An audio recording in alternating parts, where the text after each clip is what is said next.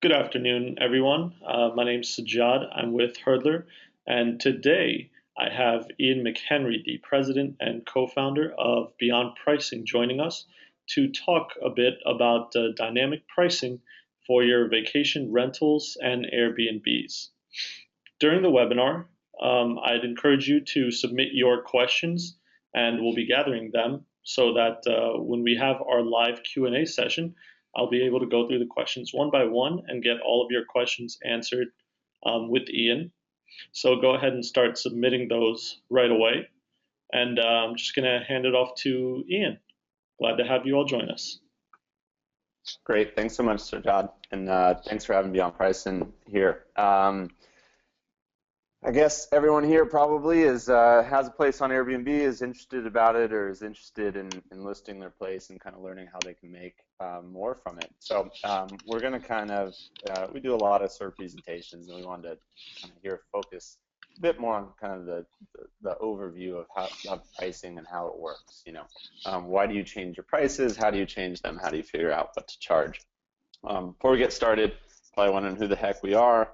If you haven't heard of us, we were the first to launch a dynamic pricing software for Airbnbs and vacation rentals about a year ago now. We now are pricing about $1.5 million in bookings every week. And we power pricing for a bunch of these next generation property managers and hospitality brands like One Fine Stay, My VRHost, Flatbook, Guest Hop. There's a bunch of these sort of popping up all over the country and all over the globe. Our background is actually in doing pricing for the largest airlines and hotels in the world. And we kind of saw this opportunity to take a lot of the intelligence and the data and the know-how from those established industries and bring them to the Airbnb and vacation rental industry. So that's where we come at from this. We also happen to manage 25 rentals ourselves in San Francisco. That's how we originally started. We since transitioned those to a lot of our property manager partners. So we know a lot about this, both from previous experience as well as on the ground dealing with hundreds and hundreds of guests. So we feel your pain. Great, we'll jump right into it. So, really the question is, what is dynamic pricing? People aren't always familiar with it. It's pretty simple. It's simply changing your price based on supply and demand. So anything not having a single price. Why is this important? Why should you change your prices? Why shouldn't it just be a single price all year round? Well, demand changes a lot. In most places, it's not the same number of people always trying to book a place every single night of the year. Here's an example of occupancy. So the percentage of nights booked in San Francisco throughout the year. Sorry, it's missing that x-axis there, but you can see sort of there's a high season and a low season here. And so because demand changes a lot, in the high season you're going to have people trying to book up your place, and you can actually increase prices to take advantage of that. In the low season, there's not as many people looking for accommodation, and so naturally you'll need to lower your price to be competitive. And when you think about how this works, if we take you back a little bit to your Econ 101 classes, if there's a bunch of demand in high season, when that moves kind of to the low season, that intersection of supply and demand and the number of rooms booked decreases, and sort of this kind of clearing price for a place goes down, say from $200 to $150. So what happens when you don't vary your prices?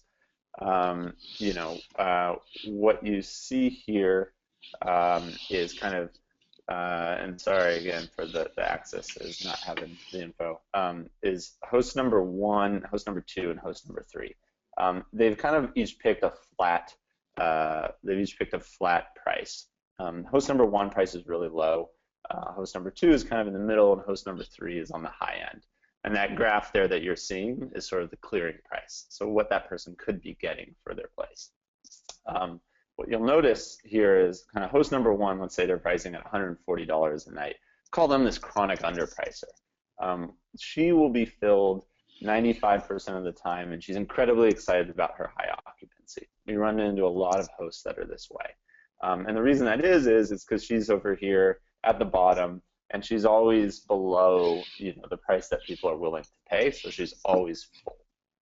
But she's excited. She doesn't realize that there's all this potential above that dotted line for her to increase her price. But she's completely full 100% of the time. Everything's looking good. And as we always say, if occupancy is your goal, the guaranteed way to fill your place 100% of the time is to charge $1 a night, and you will have 100% occupancy. The problem is you won't make much money, and the goal is always a combination of occupancy and average nightly rate, how much you charge each night. So if we look at host number 2, this is kind of the average Jane. We see a lot of folks that fall into this bucket too. So she's excited because she's filled more or less from March to October. And in the winters, she doesn't really get many bookings, and she just thinks, oh, it's slow, nobody's coming. I don't expect to really get more than 1 or 2 people a month. When she falls here, you'll see that, kind of in the middle there, the average price that she could be charging is around 180 or higher. But when you look on the sides of it, those are kind of the winter months, for instance. And if she had reduced her price from $180 down to something closer to, 140, or host number 1 is, she actually wouldn't have necessarily a slow season, and she could actually get bookings there. But she usually says, hey, March to October, I'm totally full, things are good, winters are just slow, and I don't worry about it. And then there's this kind of host number 3, charges $220 a night, and we call her kind of occasional Olivia. And what that means is, her calendar is usually open, but when there are these big events, when there's a spike in demand, say the hotels are all selling out, suddenly she gets a booking, and and those events often are booked far in advance. For instance, in San Francisco, Dreamforce is this huge event.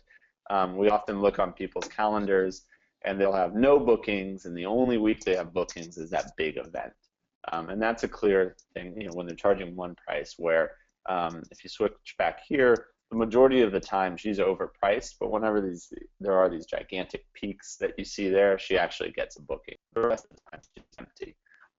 And that person often is saying, hey, I'm not willing to, leave my place and maybe go away for the weekend or stay with a friend unless it goes over that. The other thing we see too is for this kind of host number 3 is, they come on to Airbnb in July, for instance, or in the high season, depending where you are, and they charge $220 a night, and they think, hey, this is great, I'm getting all these bookings. And then winter comes, and they get no bookings because they've dropped below that sort of dotted line, and they're really disappointed. So what you really need to do is sort of follow that curve and vary your prices for the seasons. And hosts are losing millions of dollars by using flat pricing. As you see here, there's a lot of money left on the table during periods of high demand. That's lost revenue. And units will sit empty during periods of low demand if they don't reduce their prices. So dynamic pricing helps in those 2 ways. We'll lower your price when demand is low so you can increase occupancy. And by increasing your price when demand is high, you can increase your average nightly rate. Right? So 3 big factors that are driving demand here. First one is seasonality, second one is the day of week, and the third one is events. There's a lot of factors that go into it and go into figuring out each of those, but those are sort of the big 3 that you want to think about. If you're using Beyond Pricing, it's great, we do all of this for you. If you're doing it on your own, those are the things you want to think about, is when is high season and low season, how do prices differ for the day of the week, and when are there big events that might cause prices and demand to increase. So let's look at seasonality. Seasonality is different in every city. I was saying the high was in July here for San Francisco, but when you look at it for San Diego, it's an incredibly high season in right there around July. New York, it's actually too hot, and you see these peaks kind of on either end there in purple. That's kind of the spring and the fall when it's really nice to go there. Miami is completely unbearable and during the summer, and demand is pretty low, and the peaks are much more in the winter. You get all these snowbirds going there. So it's different for each city. It even differs within neighborhoods of the same city. Here's an example, Lake Tahoe, which is this kind of ski resort area in California, but it also has a lake. And the lake is actually really popular in the summer, and the skiing obviously is popular in the winter. But if you are up in the mountains near the ski resorts, like the Red Line there, Kirkwood and Sierra Tahoe, really you mostly only have the winter peaks. If you're on the beach, but also close to sort of the skiing, you'll see Kings Beach has this much higher spike in demand for the winter. So even in the same region, the seasonality, especially the magnitude, can be very different. Here's another example of magnitude. San Diego, the Gaslamp District there in blue is sort of the downtown area, and the red one is the beach area. So the summer, both of them have a peak in the summer there, but the peak for the beaches is much higher, and they can charge much more relative to average there in the beaches of San Diego. Moving on to day of week. So day of week, typically people think, hey, I'll just increase prices for the weekends. That is true, and in some places, but it depends on who is likely to stay at your place. Here we have an example in San Francisco and Madrid. You will see, hey, weekends the demand is higher, right? Madrid is much more so, and part of that is because it's very driven by tourists, and then people from kind of outside of town coming there on the weekends. And so the magnitude of the change in demand is much greater, and you can increase your prices a lot more on the weekends in Madrid than you can in San Francisco. On the other hand, in Mountain View, which is where Google is based, you see the peak in demand is actually during the week. And the reason for that is because there's a lot of business travelers coming, and they typically travel Monday through Thursday. On the weekends, nobody's really kind of going out there to hang out in Mountain View. It's really driven by businesses. So it's not as simple as saying, hey, increase it on the weekends. And then events have this huge impact on have a huge impact on prices. This is an example in San Francisco. You'll see those sort of peaks there with Oracle Open World, Dreamforce, and some ones that are kind of unknown, like the JP Morgan Healthcare Conference. That really drives occupancy up. And in turn, with the increase in demand, it's an increase in prices. And then the last sort of point here is that event impact is highly local. So we have this event here. This is a map of San Francisco, and it takes place in this park there where it says event location. And then the red area is telling the reduction in the number of Airbnbs available. And so you see that there's not many available right around the park. And this area is actually pretty far away from where most of the hotels are.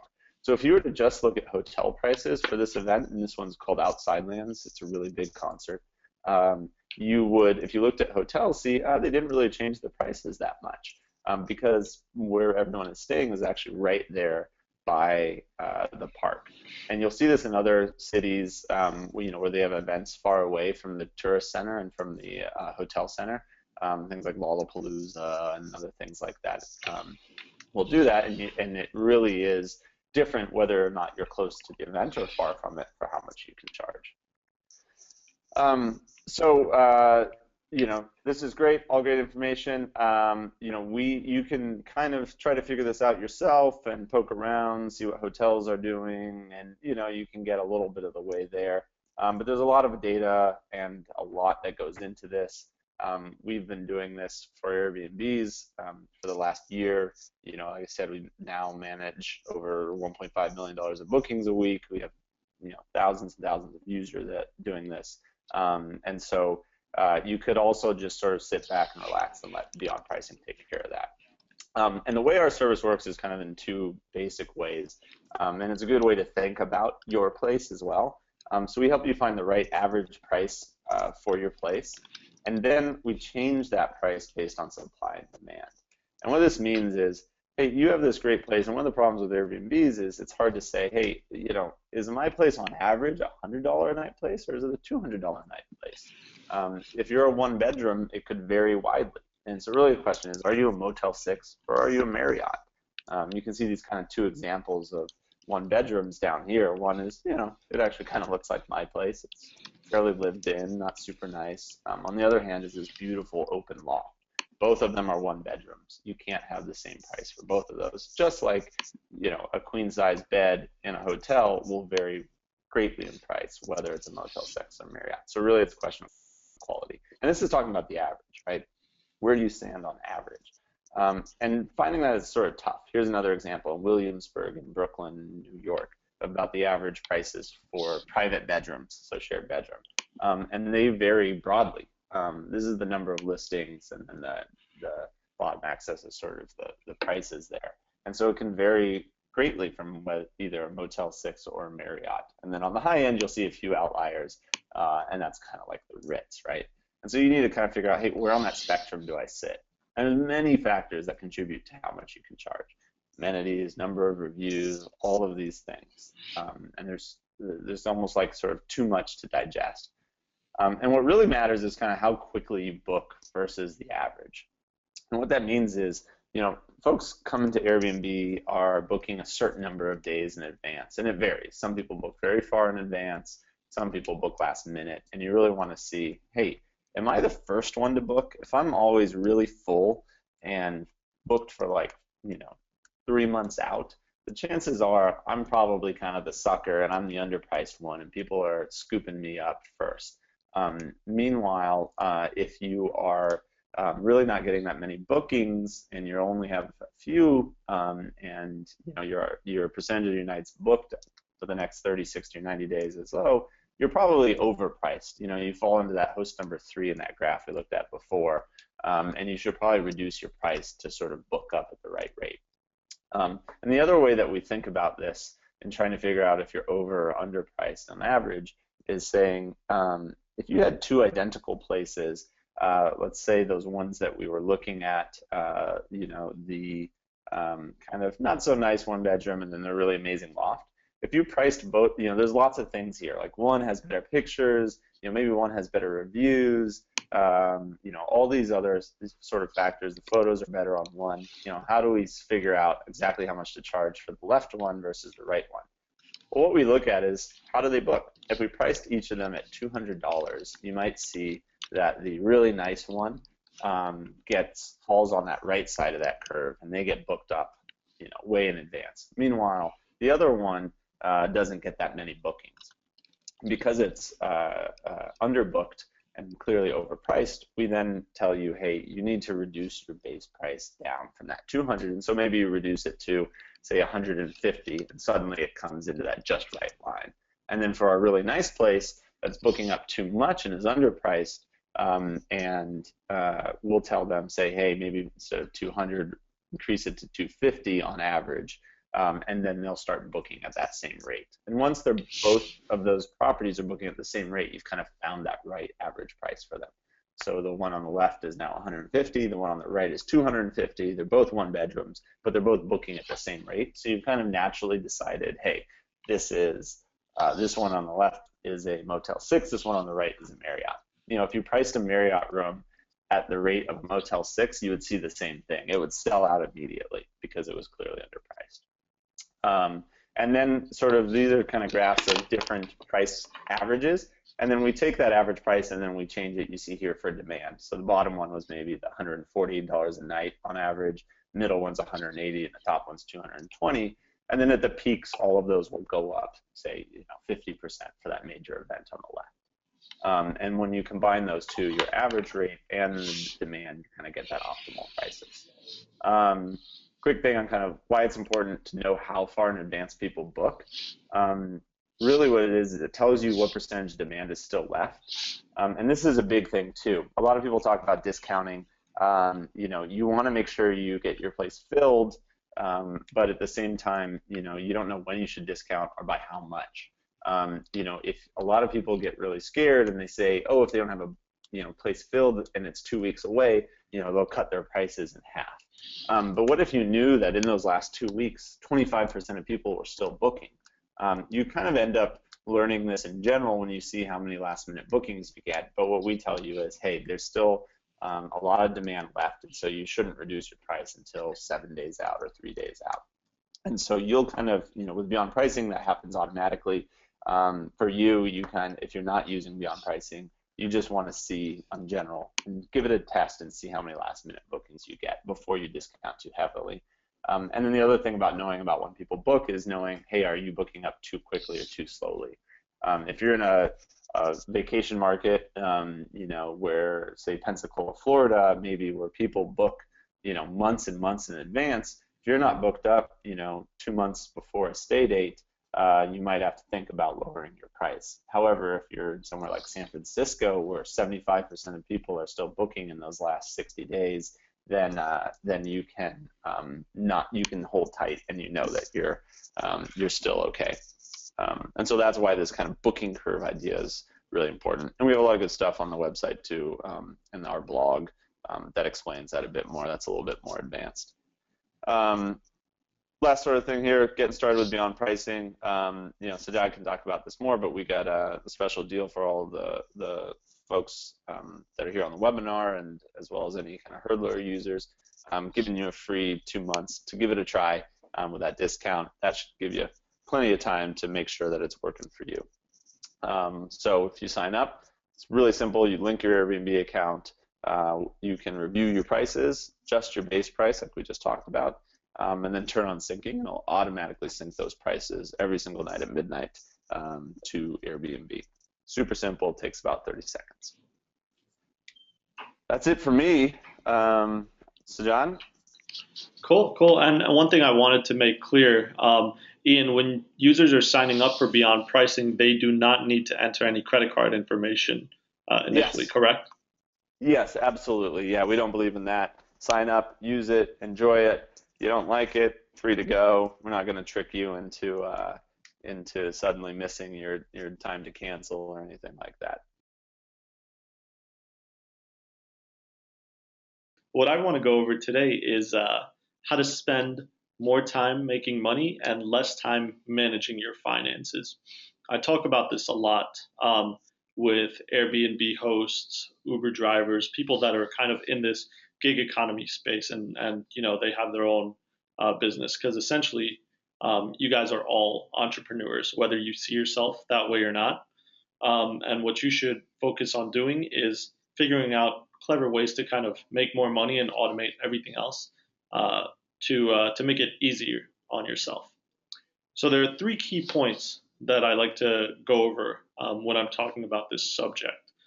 Those key points are track, automate, and plan.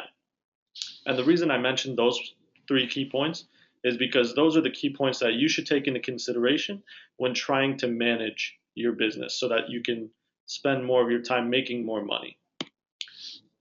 To start, you want to track everything. Track all of your finances that revolve around your business, around your Airbnb hosting, and make sure that you're well aware that of the things that are the finances that are coming in and out. So make sure that you do not commingle funds. And what I mean by that is you keep a separate account, keep a separate bank account, keep a separate credit card or debit card for your Airbnb host finances. Make sure that you don't commingle them with your personal stuff, because it makes tracking very easy. And make sure that when you're doing this, that every little detail of your finances are tracked. So if you have receipts, keep your receipts. Maybe take pictures of them on your phone and upload them to your Dropbox or your computer. If you have expenses that you've paid for in cash, take note of it. Keep the receipts for those and make sure that everything kind of stays together, because at the end of the year when you do your taxes, it's going to be a lot easier for you to claim all of these little expenses, and everything adds up. The next point I want to make is that you should automate. Part of the reason that I brought Ian onto this webinar is, well, one, I really like Beyond Pricing. I thought it was one of the coolest tools for Airbnb hosts that I've seen in quite a long time. But also, Beyond Pricing is a big part of my pitch on automating your time consuming tasks. What you should look to do as an entrepreneur and as an Airbnb host is you should try to spend as little time as possible doing all of these minor tasks that revolve around being a host.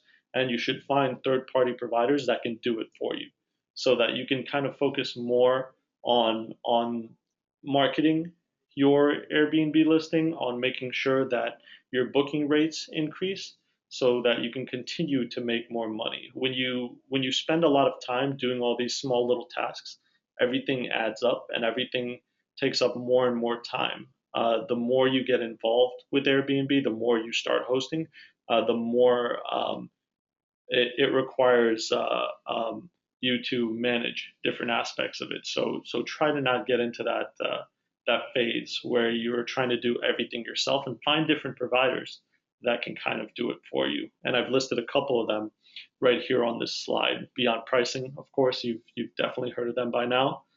Great for dynamic pricing. Guest Hop for check-ins and concierge. Guesty is another personal Airbnb management provider. Handy for home cleaning. And then you can always use us for your host finance management. So if you need to manage your finances and you don't want to do it via spreadsheet or via keeping a receipt box, you can use the Hurdlr mobile app to do all of this for you. And then finally, plan. Don't go at it alone. Don't try to keep everything organized and then at the end of the year meet with your accountant who you haven't spoken to in 12 months and just present everything to them so that that you can get your taxes done. Plan for your taxes ahead of time. What I recommend is meeting with your accountant beforehand, maybe at the beginning of the tax year. Let your accountant know what you think is going to happen throughout the year, and work with them to help you manage it all.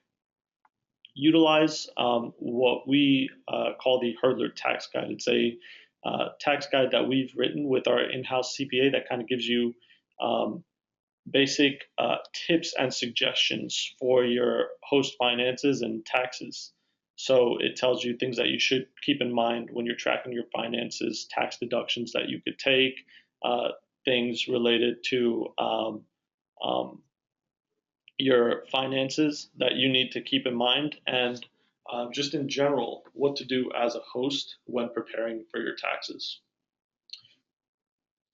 Pay quarterly and not the end of the year. So, one thing that I always tell hosts is to not pay your taxes upfront at the end of the year. I'm sure that many of you have experienced this as well, since the tax season ended not too long ago.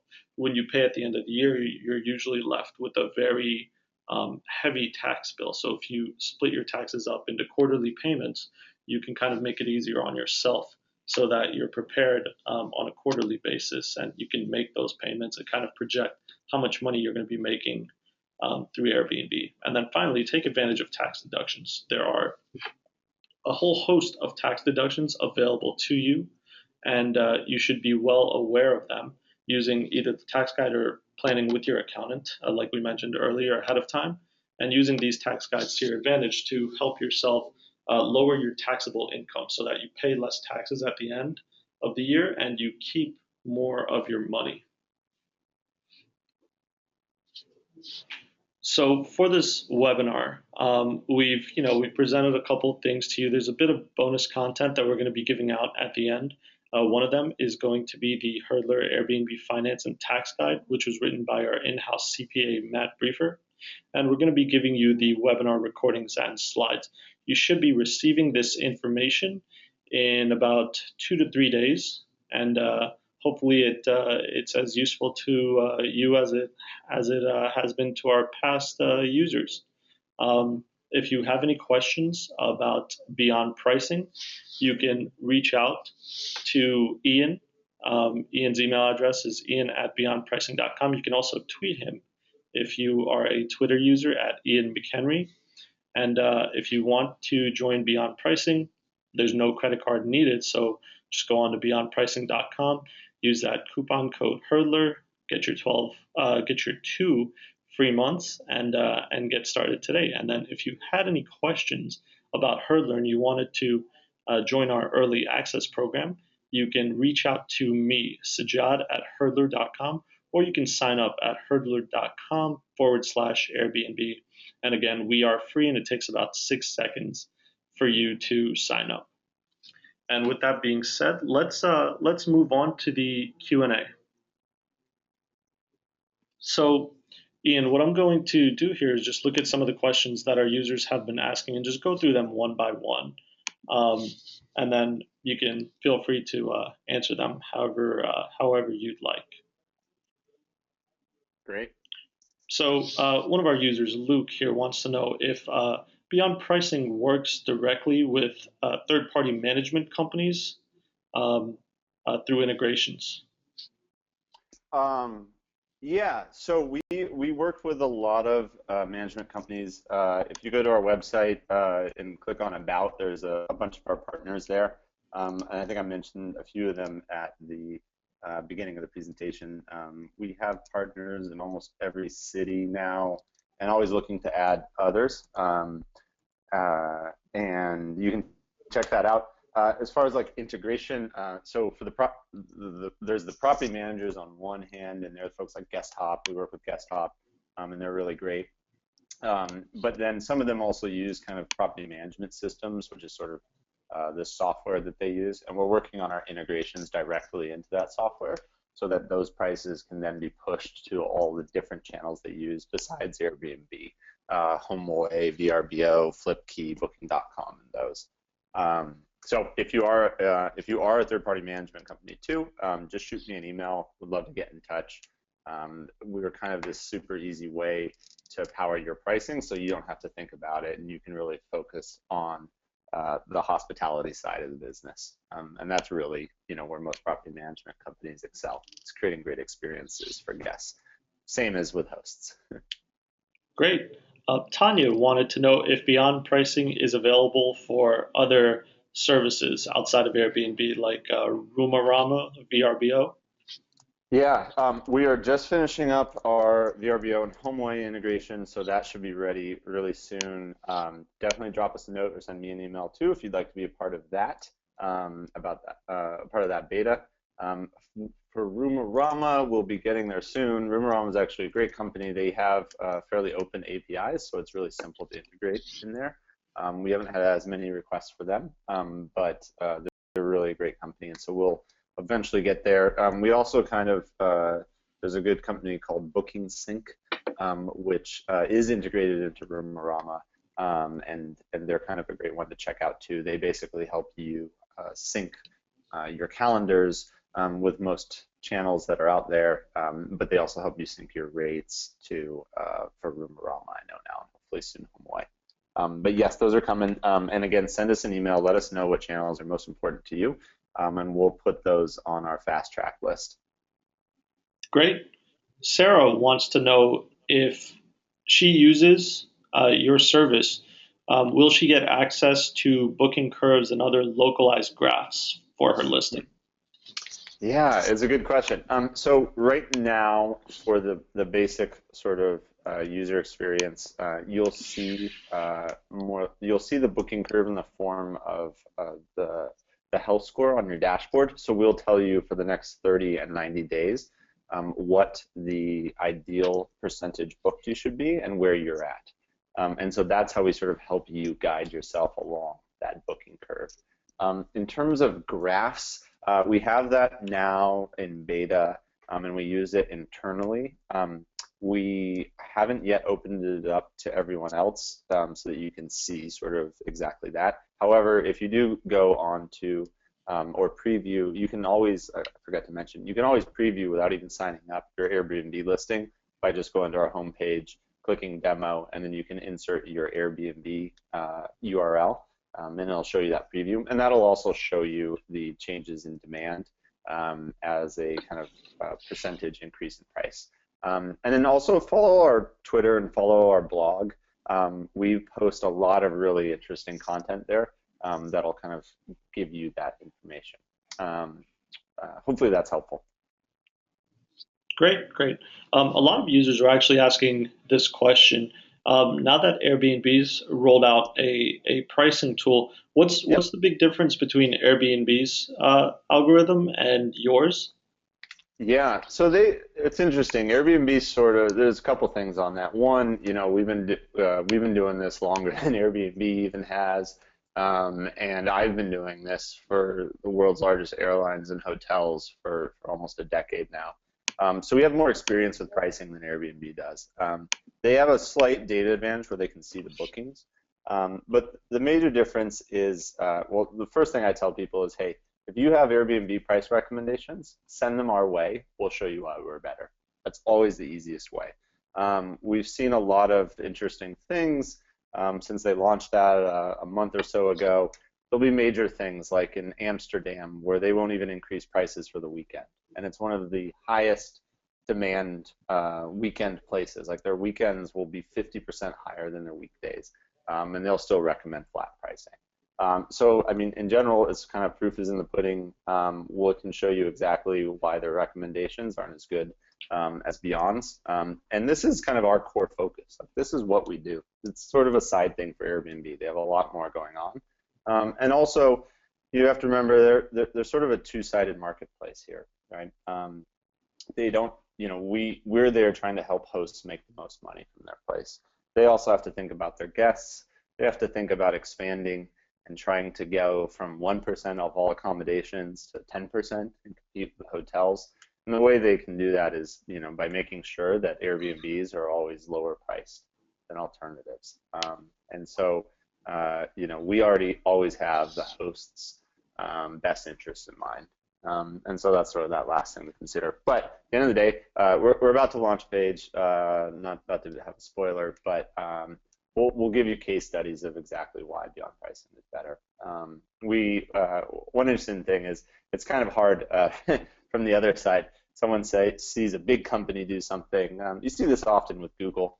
They launch something and everyone's like, oh no, Google's doing it now. They must have figured it out. Google's gigantic. If you know the history of Google, a lot of times those products are side projects and they die fairly quickly, mostly because it's not their core competency. It's not what they focus on. This is exactly what we focus on. So, again, shoot me an email, send me your screenshots. I'd love it. We're collecting a bunch of them. It's really kind of interesting to see, and we'll show you exactly kind of why Beyond Pricing is better. Awesome, awesome. Yeah, I was actually a question that I was somewhat curious about because it seems like that by providing dynamic pricing, it's a conflict of interest for Airbnb because they kind of now have to represent both the person who's booking and also the host as well. And I don't know how they would manage to balance that out in the host's favor. Yeah, I mean, it really is tough, right? They have to walk that line. For established industries like, with the hotels and, Hilton does dynamically price all of their own inventory. Airbnb is different because it's not theirs, it's yours, right? It's the host's. And so it's not exactly the same there. But their other thing is like really they're most worried about getting widespread adoption. And a lot of that, like I said, is making sure that your place is a bargain for potential guests, and we'll help you sort of optimize for you, not for any other objectives.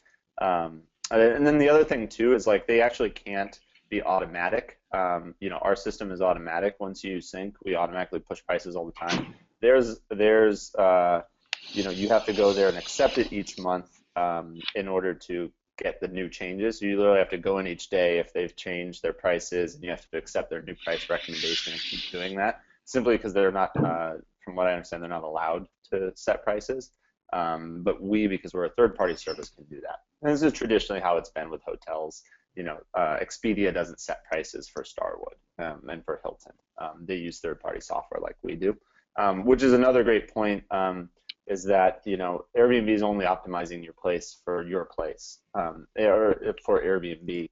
If you're on other channels, and again, I do recommend for people, especially if you're renting out your entire place, definitely make sure you're at least on HomeAway, if nowhere else, because there's a lot of demand there. It's a different demographic, and it's a great marketplace too.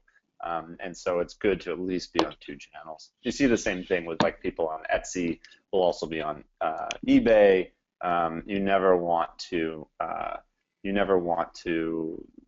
put all of your eggs in one basket. Yep. Yeah, and it's the same thing with Airbnb hosts. A lot of hosts are on Airbnb and VRBO as well. Yep, Um, yep, definitely. And you need to optimize across the two of them. In certain markets, we actually see, the rates you get on VRBO or HomeAway will be higher simply because of the people who and the guests who are looking there. Often they're less price sensitive than the folks on Airbnb. And so we'll see many people who get the majority of their bookings from HomeAway or VRBO. But again, it also depends on where you are. That's often for more typical kind of beach towns like San yeah, Diego or Miami and places like that. But you definitely want to, when you're optimizing revenue, great, use Beyond Pricing for the pricing side, but you also want to cast your net wider so that you can open yourself up to as much demand as possible and as many different people as possible. And people are looking for accommodations in a lot more places than just Airbnb. You'll see now Expedia has short-term rental inventory. Booking.com does. All these different places where there's potential guests out there looking to book a place. You want to make sure you're in as many places as possible. yep. Paul had an interesting question based off of the base price, minimum price screen that you showed earlier. Yeah. How does he figure that out? Is that something that Beyond Pricing determines automatically for the user? Yeah, it's a good question. We'll launch sort of a little recommendation thing. We always wanted to give as much control as possible to people, so that you're in control. So you can set your own base price, your own minimum price. You can override individual days. Just click on your Beyond Pricing calendar, put in the price you like, because we know that that people have their individual reasons for wanting to charge certain amounts, and that's why too for the minimum price. We say it all depends on you. Sometimes people say, hey, it's not worth the hassle if I can't get X amount. I won't do it for less than $100, and that's great. You put that in, and that's all kind of your own personal preference. Generally, what we say is, hey, you should set your cleaning fee so that it covers your cost, and then your minimum price should be as low as possible. That way, if you have a guest, say, that wants to stay just for one night last minute, your only cost should be just the cleaning. That way, that's already passed through, so you won't lose money. And then if they're only going to pay, $50 for the night, that's better than it sitting empty. And so if you have a low minimum price, then you can do that. But the key to that is making sure that you cover your costs and the cleaning cost. Yep. That's generally what we recommend. But we leave that pretty on the minimum price completely open to everyone. There's a how-to on the base price on our website. We leave it up to you as well, and we say, hey, look, there's kind of two types of hosts. One is that you've been hosting for a while now, you've gotten a bunch of bookings, you kind of know about what your average price is. And so for them, we say, hey, go there, set your base price so that your Beyond Pricing calendar shows prices for the next month similar to what you've been good bookings at, right? If you do that, then you'll be in good shape. And then you can kind of follow your health score to decide whether or not to increase or decrease that. If you're a brand new host, you're just listed and you're trying to figure out what the heck is my base price, that kind of goes back to that slide about are you a Marriott or are you a Motel 6?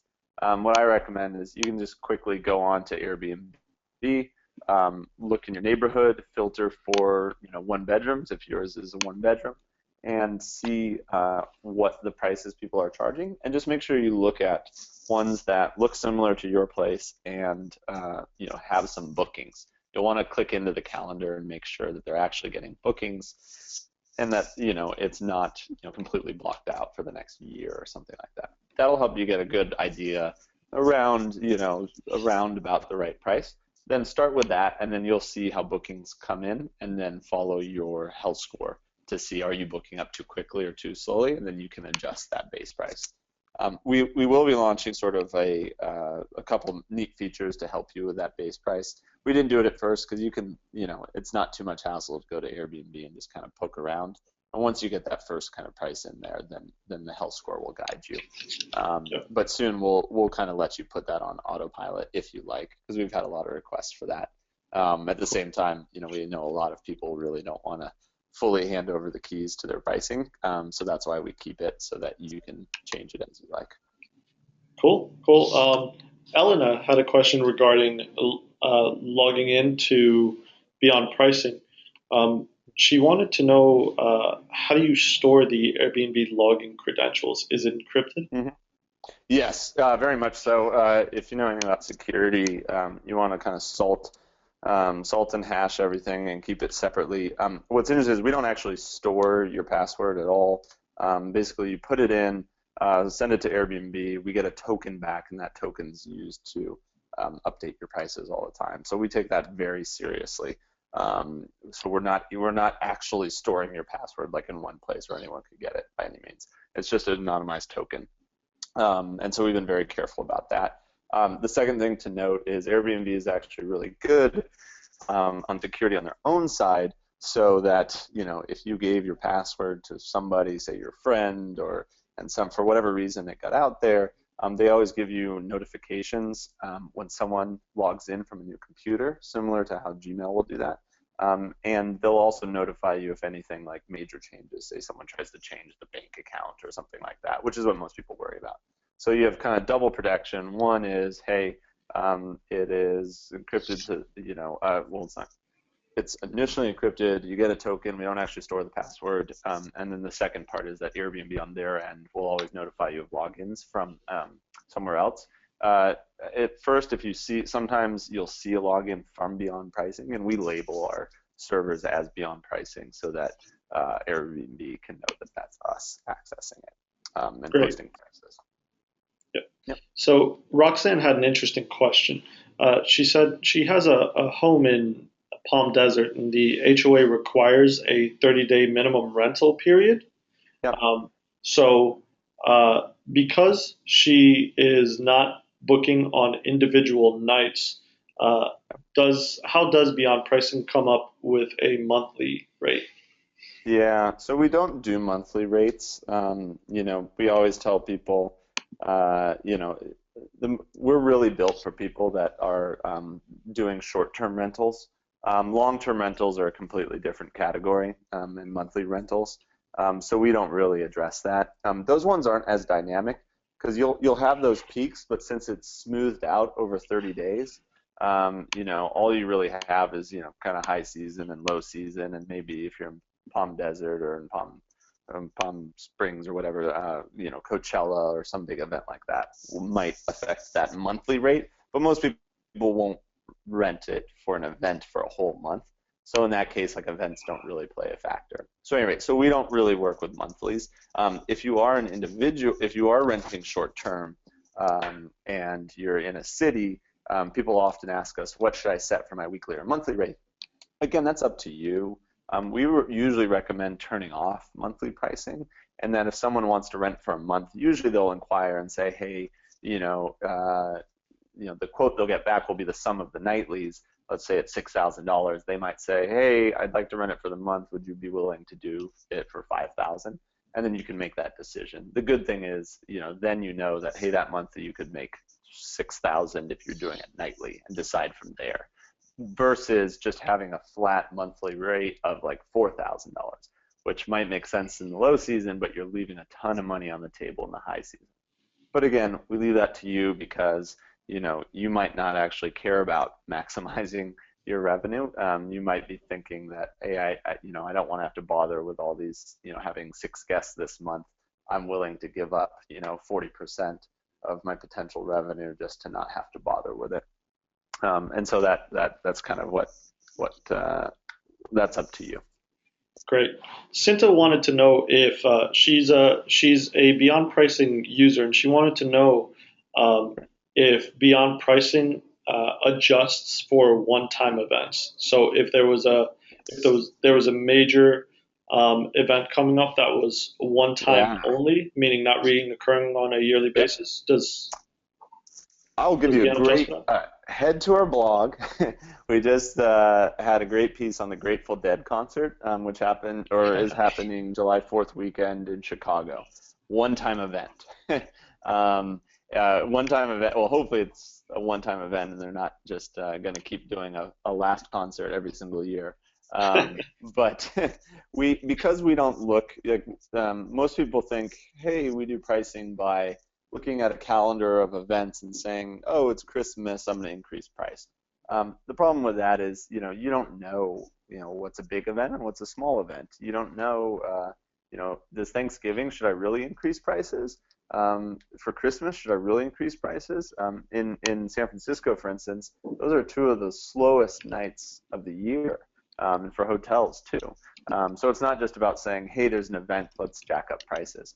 We look directly at the increase in demand, and since we're looking at demand, we actually identify events really far in advance without even knowing what they are. If you're a Beyond Pricing user, you might occasionally see something that says a local event is causing prices to rise.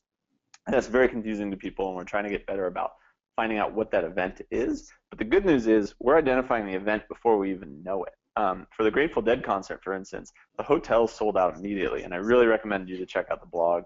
Time Magazine actually picked up that blog post and wrote about it. But all the hotels sold out immediately, but we increased prices instantly when we saw that surge in demand. Like, they sold out within a day, and we were able to increase prices. I think at that time it was like threefold, but then a lot more people added supply. So they added more, people just started listing their place, which, as we looked at the supply and demand graphs, which caused prices to go down. But anyway, we identified that before hotels did. And increased prices before they did. And that was kind of this first instance that, hey, we're actually onto something that's more advanced even than hotels are using. And that was kind of this like nice aha moment. So in short, yes, we identify one-time events incredibly well, and actually much better than hotels do. Great. Just to give you a little details on like how we identify them, we'll see those spikes. You'll see it as a local event is causing demand to rise. And then we actually outsource it to either one of our analysts or an external analyst to go look up and say, hey, what the heck is going on this date? And then we put a reason code there, so you'll know, oh, that was the Grateful Dead concert. Great, great. Kimberly actually wanted to know if you have plans to come into the Buffalo, New York market, which brings on another interesting question. Is there a section on the Beyond Pricing website that shows upcoming market launches and expansions? Yeah, we have a little bit on the homepage. You can see a map. I think there's some places in orange or red that are coming soon. We just launched 14 more markets. We're now in 40 global markets. We're going in order of size. We now cover about half of all listings in the world. We do that because we really, want to test it and make sure everything is really good. However, we are looking into just launching everywhere in a beta because we realize that, hey, it can be when people's alternative is having kind of no guidance. Even we're a bit too much a perfectionist. We can launch pretty much globally and get us at 85% of the way there, more or less. So Buffalo is not a huge market, but in our sort of beta opening up everywhere program, that'll be coming soon. So hold tight. If you go onto the homepage, you can also enter your city and enter your email, and we'll notify you when it's available. And we also use that to launch, to decide when to launch cities when we're doing it city by city. For instance, we got a ton of requests for Philadelphia, and even though it was a fairly small city, we just kind of launched that recently because we had a lot of individual demand. Gotcha, gotcha. Tanya has an interesting question about the instant booking functionality on Airbnb. Yes. By enabling instant booking, does that affect Beyond Pricing's automated pricing in any way? No, it doesn't. And that will just mean that people can book immediately. When you're using Beyond Pricing, your Beyond Pricing prices and your calendar on Beyond Pricing for those prices is kind of the price of record. So make sure if you're that you've reviewed all your prices, everything looks good, because with instant booking, someone can just instantly book, right? It's the same as if you're using it on Airbnb. You don't want to have accidentally set a day to $10 and then someone can instantly book it. So the only thing with instant booking is just make sure you've reviewed your calendar. And if you need to make any changes, make it directly on your Beyond Pricing calendar, because those will sync every single night at midnight. So we don't want you to make a change on Airbnb and then we sync our prices and knock it out. If you need to make a change, just make it right on Beyond Pricing. The Great. Instant Book is also actually two notes on Instant Book. One, it does right now help you rank higher on Airbnb, and the reason that is because a lot of people are more likely to book if it is instant bookable, which means if they're more likely to book it, Airbnb wants to show it to people more often. And then the second part on that is you can also create on Instant Book. Not everyone's familiar with this. A restriction where you only let people with a lot of reviews actually instant book. So that's a good way to make sure that you're only getting quality guests. Awesome. Awesome. That's actually a very good tip. Looks like that's all the questions we have for today. Right. Um, Again, thank you everyone for joining us. This has been quite an informative webinar. Be on the lookout for a recording of the webinar in the coming days and any handouts that we'll be sending your way. If you have any questions for either Ian or myself, you can reach Ian at beyondpricing.com, and you can reach me via email at sajad@hurdlr.com. Once again, thank you everyone, and have a great rest of your day.